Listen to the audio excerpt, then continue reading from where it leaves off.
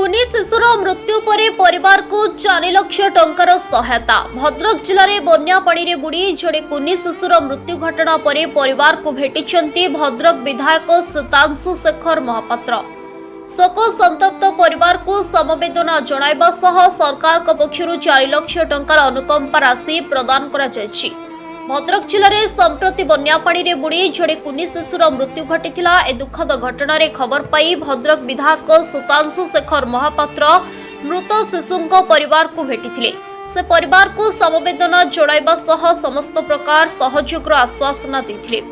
यासह परिवार पक्षरु 4 लाख टंकार अनुकंपा सहायता राशि प्रदान करा जायथिला। स्थानीय लोक प्रतिनिधि अधिकारी मध्य ए समय उपस्थित रहिथिले।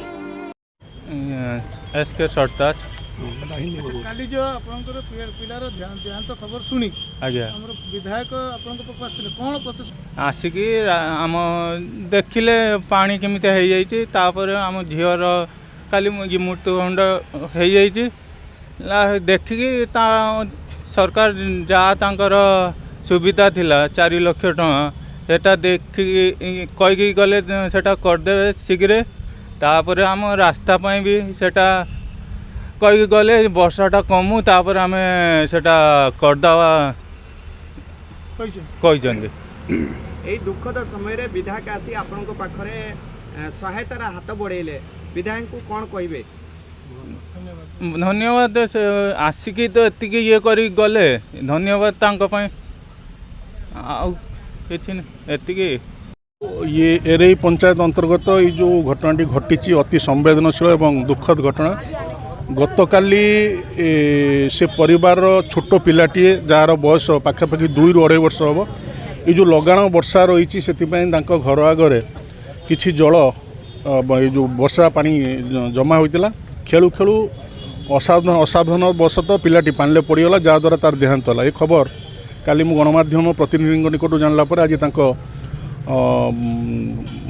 घर को आसी बासभवन को आश्वासन देली एवं जो सरकार जो सहायता राशि अच्छी से सहायता राशि खूब शीघ्र 4 लाख टंकार जो सहायता राशि प्रदान करने उपजिलापाल आसी उपस्थित होता निर्देश दी यथाशीघ्र 4 लाख टंका दि जाव। आउ गोटे दाबी था सेठी जो पाखापाखि 4-5 घर रोचन जीवा आसापी परमानेंट रास्ता नहीं ताकू रास्ता करने एडिशनल तहसीलदार कही ये जल कमिला वर्षा कमिला पर से मैंने आसी रास्ता किपर दि जाव से व्यवस्था करेंगे।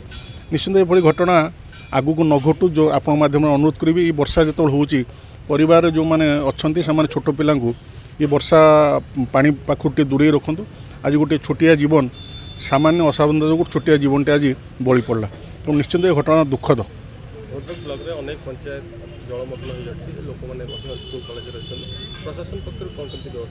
देखो प्रतिदिन ये गत 3 दिन धरी जो भाई भाव में जिला प्रशासन कहतु कि साधारण लोक कहतु जनप्रतिनिधि मैंने प्रत्येक अंचल जो अंचल बन्या प्रभावित हुई से अंचल को जाऊँच सरकार जो व्यवस्था अच्छी सुखिला खाद्य हो कि जो मैंने जलबंदी हो रही पाखर किपरि खाद्य हो मेडिसिन हो ये सब व्यवस्था पहुँची पार से आम समस्ते प्रयास करूँ निश्चित धीरे धीरे स्थिति स्वाभाविक हो। आज देखुए पानी आज पानी ह्रास पानी जलर स्तर ह्रास पाई निश्चिंत आ दिने 2 दिन भितर स्थिति स्वाभाविक हम।